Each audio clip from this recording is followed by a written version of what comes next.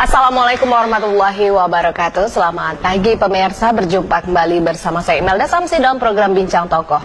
Dan tentunya saudara pemirsa, dengan menghadirkan topik-topik yang menarik, juga menghadirkan tokoh inspiratif dari Provinsi Riau.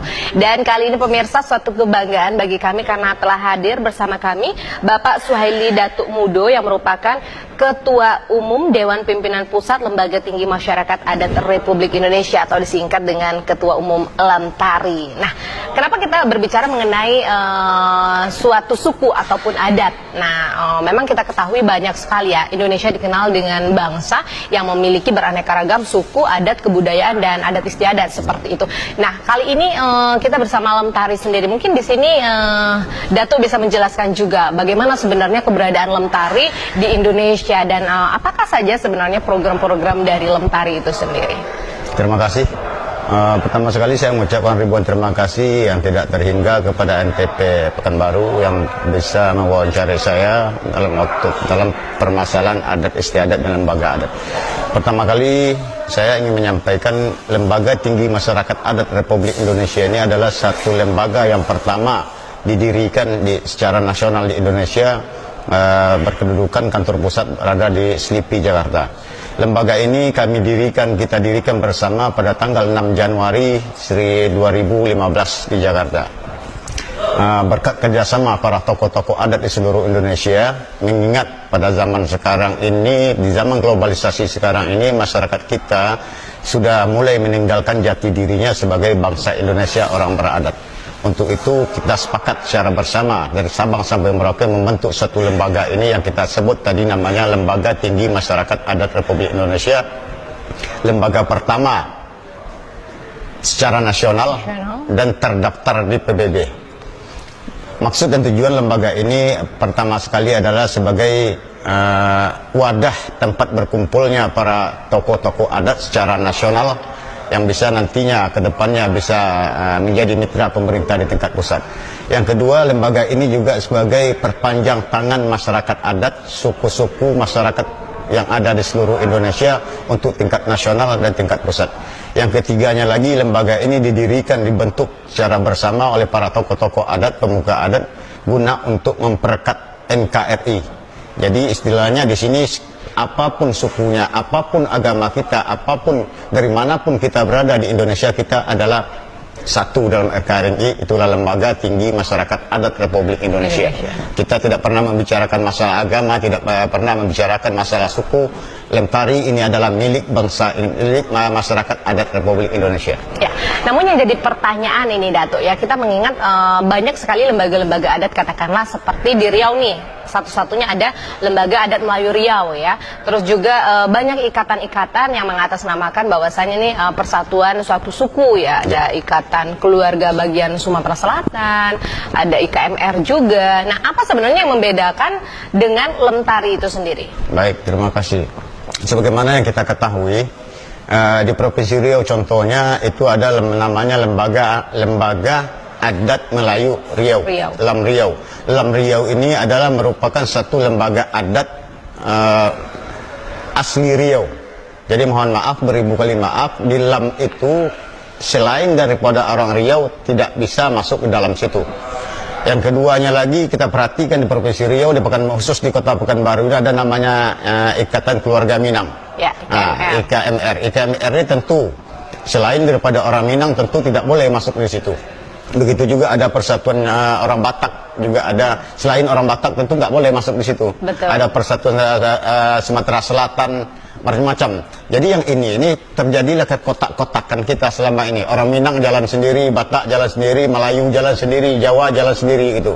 Jadi kedepannya kita mencoba seperti yang kita katakan tadi, Lemtari ini adalah sebagai perekat antara suku, perekat NKRI. Jadi apapun suku kita yang ada di Indonesia ini, khususnya di Provinsi Riau, ini milik kita lembaga ini. Kita boleh bergabung di sini, tidak membicarakan agama, tidak membedakan suku. Kita ingin di dalam ini bersatu semua suku yang ada di Provinsi Riau, khusus di Pekanbaru. Ya, baik, sebagai Ketua Umum Lemtari tentunya ini dari pusat dan ini tentunya membawahi beraneka ragam suku ataupun budaya yang ada di Indonesia. Ini merupakan tanggung jawab yang besar ini Datuk ya. Nah, yang Datuk pandang mungkin yang Datuk lihat sejauh ini dengan beraneka ragamnya suku, adat, istiadat ataupun budaya yang ada di tanah air ini, bagaimana sebenarnya menyatukan satu pemikiran bahwasannya kita adalah satu bangsa, satu negara, yakni Negara Kesatuan Republik Indonesia. Terkadang ini kan terdapat perbedaan pemahaman, mungkin secara adat, secara suku, mungkin dapat dipaparkan juga ini, Datuk. Baik, yang pertama sekali tidak bisa kita pungkiri di Indonesia ini dari Sabang sampai ke Merauke, semua seluruh pelosok tanah air Indonesia ini memiliki dan diatur oleh bermacam-macam suku. Dalam bahasa adatnya kita itu serupa tapi tidak sama. Adat itu tujuannya, caranya berbeda, tujuannya satu, tetap tentang pembinaan kepada kaumnya masing-masing. Maka untuk itu kita sepakat dengan zaman sekarang ini, dengan zaman-zaman yang telah terlalu maju ini, menurut hasil penelitian dan pantauan kami, masyarakat kita sekarang ini sudah mulai kehilangan jati diri. Indonesia ini awalnya adalah orang beradat, namun sekarang saya berani mengatakan sudah kehilangan adat. Kalau menurut bahasa pemerintah itu namanya krisis moral.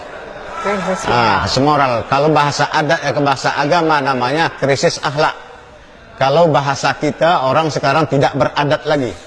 Jadi terlepas dari suka atau tidak suka, setuju atau tidak setuju, tahu ataupun tidak tahu, ada sejenis pihak-pihak yang ingin mengalihkan nama adat itu melarikan ke budaya. Nah, ini kita harus hati-hati di sini. Orang menganggap sekarang adat itu adalah budaya. Kalau budaya itu adalah merupakan satu kebiasaan kita. Kebiasaan kita. Sedangkan adat ini adalah hukum. Sebagaimana yang kita ketahui bersama juga dari bahasa-bahasa kita dari zaman dahulu, sekarang udah mulai hilang juga. Yang mengatur kehidupan manusia di muka bumi ini ada 3 hukum. Yang pertama sekali, sebelum ada masuknya hukum agama, itu hukum adat yang mengatur kita. Bagaimana cara kita berjalan, bagaimana tergus sapa dengan yang kecil, bagaimana tergus sapa dengan yang besar, bagaimana cara kita makan, bagaimana cara kita tidur, itu diatur oleh hukum adat semuanya. Namun hal itu sekarang sudah mulai berkurang, udah tinggal. Yang kedua, barulah kita diatur oleh hukum agama. Apapun agama kita, dimanapun kita berada, kita harus wajib patuh dan taat kepada hukum agama yang kita anut. Yang ketiganya lagi hukum negara atau hukum pemerintah. Dimanapun kita tinggal, di negara manapun, di provinsi manapun, kabupaten manapun, kita harus patuh dan taat kepada aturan hukum pemerintah setempat. Itulah yang disebut dalam bahasa adat tali berpilin 3, tungku 3 sejarangan. Itu namanya dalam bahasa adat, hukum adat, hukum agama, dan hukum pemerintah.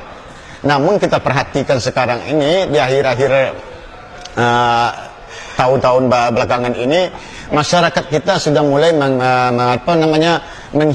meninggalkan aturan-aturan hukum adat itu. Mereka terlalu banyak berbicara kepada meyakini hukum positif. Padahal tidak semua kehidupan masyarakat kita itu bisa diatur dengan hukum positif. Ada hal-hal tertentu yang bisa diatur dengan hukum adat. Belum sampai jangkauan hukum-hukum positif itu tentang pengaturan masyarakatnya. Maka oleh sebab itu kita membuatkan moto di Lemtari ini, mulai dari pusat sampai ke daerah, ialah memfungsikan, memperlakukan, mempergunakan kembali aturan adat istiadat menjadi tuan di negeri kita. Sebagai jati diri bangsa Indonesia, orang beradat.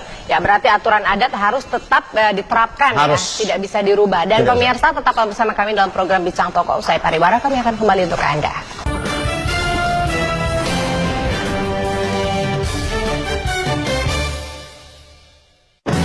Liburan makin seru bareng mereka. Bikin pagi tambah semangat.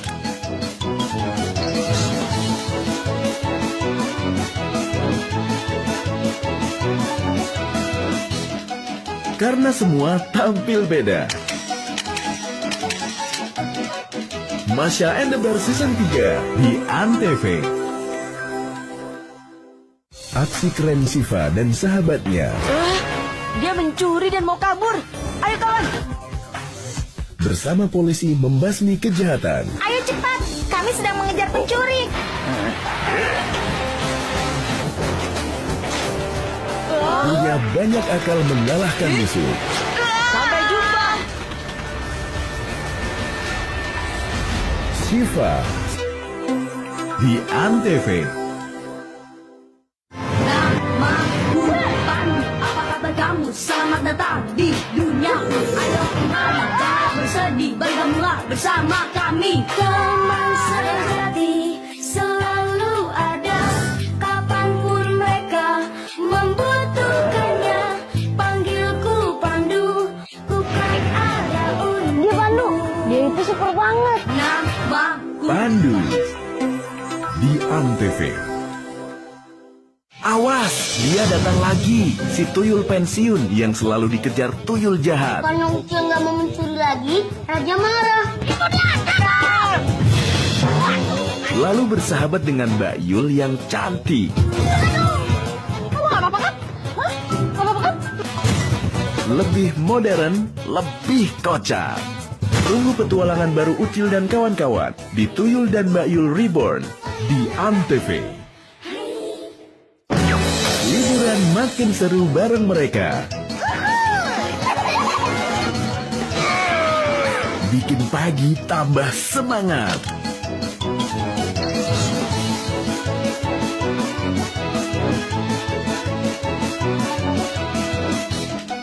Karena semua tampil beda. Masya and the Bear Season 3 di Antv.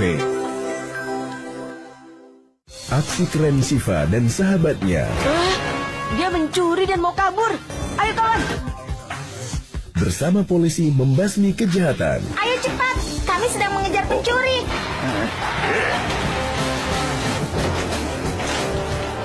Punya banyak akal mengalahkan musuh. Sampai jumpa. Syifa di Antv.